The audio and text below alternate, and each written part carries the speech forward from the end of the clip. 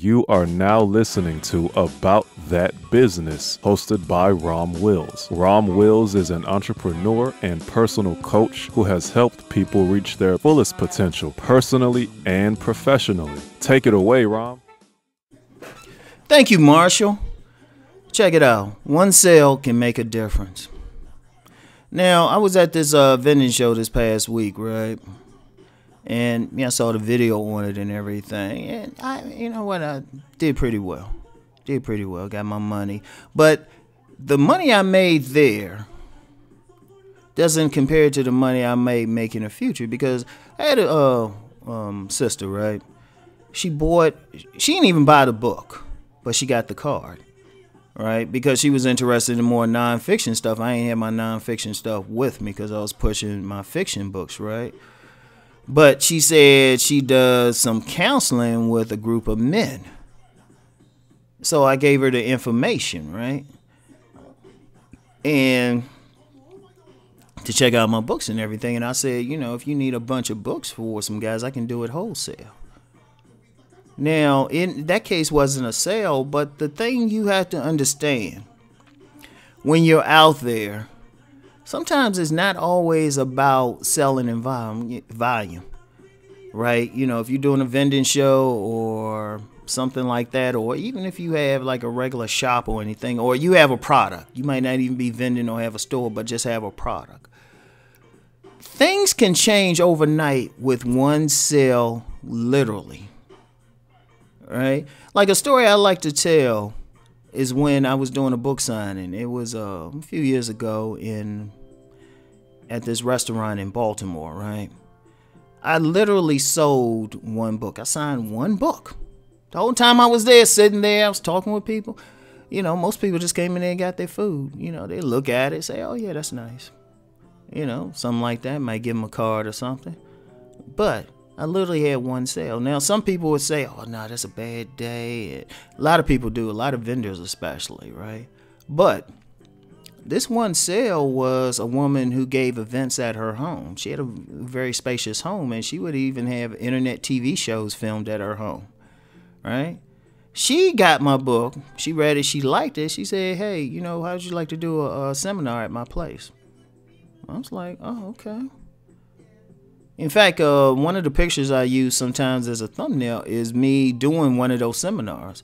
I think I did, how many seminars I do for her? 2 or 3, but that one book that I sold her that cost $10 probably made me over $1,000, and then probably made me other connections I don't even know about. Because, the people at that seminar, they the type who will go back and talk to somebody else and say, oh yeah, check out this book or anything. See, one sale can make a difference. Back when my book Nice Guys and Players first came out, it was selling slow at first. It was selling decently, but it wasn't like a monster bestseller until one person, and I actually was able to find the link or the statement. One person said, hey, you know what? This is a great book. All of a sudden, overnight, it was literally like, boom. People were buying it like crazy. I mean, I was able to live off the book.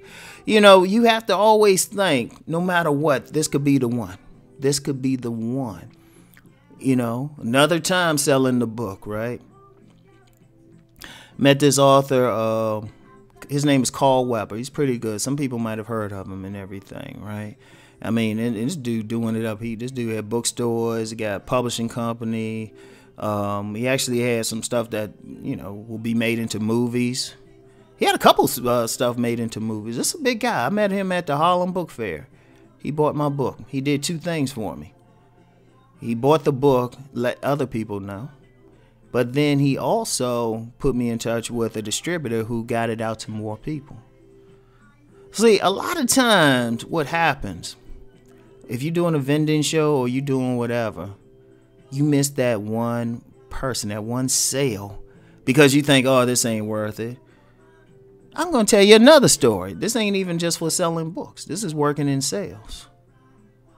Right? And I told somebody this somewhere before, but it was back when I was doing gym sales, right? And I was going to a sales manager meeting. They had sales managers from all over this particular company, right? And, you know, the company sales director, she told the story of a sales manager. He wasn't able to make that meeting, but they said it was at this big gym. They had plenty of salespeople there. And this Asian guy came in, but he was dirty. He was dirty, messed up, looked like he had just been doing whatever. You know, kind of a step above looking homeless. Right? But, you know, his clothes were all right, but they were just dirty clothes. He looked like he'd been doing something, right? He came in and all the other salespeople ignored him. They didn't want to deal with him.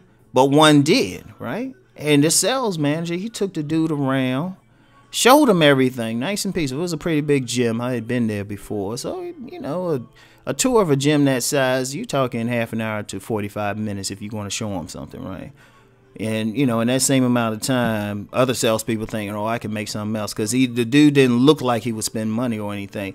Because you get that in gyms. Or anybody who knows sales, you're going to get people going to come in and not look at any, you know, they'll just, they'll come in and just look at stuff they ain't really going to buy. And you'll even hear some salespeople say, he ain't going to buy anything. And, you know, sometimes it's accurate, but that's not my philosophy. My philosophy is hit everybody else up unless, in fact, there's no unless. If I'm with them, I'm selling it to them. And part of it is because of that story, right? But anyway, right, he showed the guy the stuff. It turned out this dude who was looking all dirty and stuff, looking a step above homeless, owned a restaurant. And he was just coming in after like really just getting off of work. So he owned a restaurant and probably, you know, more like in the back and stuff, doing a bunch of stuff, right? This guy not only joined, but got memberships for his entire family. So this salesperson, by doing that one sale, focused on that one person, made a lot of extra money.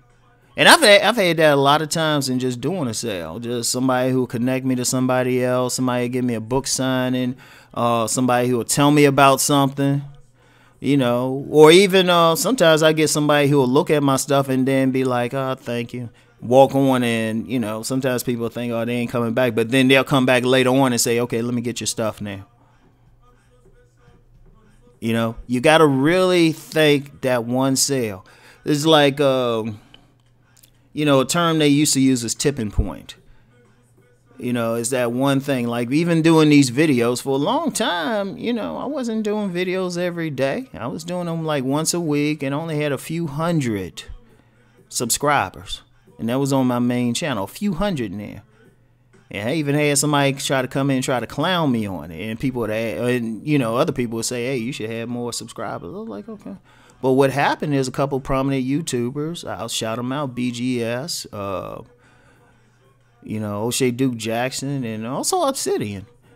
They started shouting me out. All of a sudden, everybody started hitting me up. And BGS, he had actually shared one of my videos. He put one of my videos on his channel. So people were like, boom, who's this dude? One person. Just one person, one sale. People have to remember that if you in sales, every person is important. Every single person is important. All right, you never know when you're doing that sale. I don't care what they look like. They don't look like they have money or whatever. You don't know. You know, they could be a talent scout or whatever. Because I've met some people. They talent scouts. They got TV show. I've met a lot of people. You know, you just all you have to do is kick it with that one person, and they'll hook you up with everybody else. They'll do something for you.